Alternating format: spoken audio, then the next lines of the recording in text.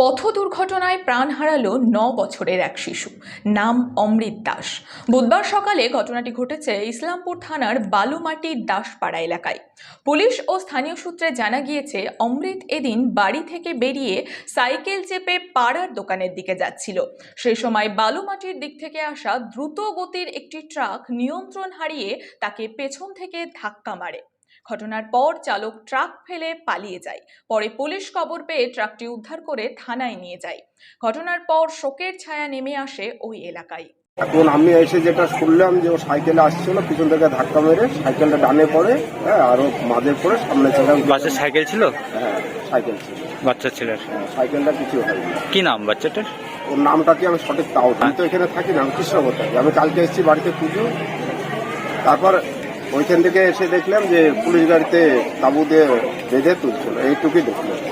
কিভাবে জানতে পারলেন? ফোন করেছিল, আমি ফোনে মোটরসাইকেল নিয়ে আসলো, এসে দেখলাম। আপনার বাড়ি? আমার বাড়ি হচ্ছে এখানে, আমি কৃষ্ণনগর থাকি। আপনার নাম?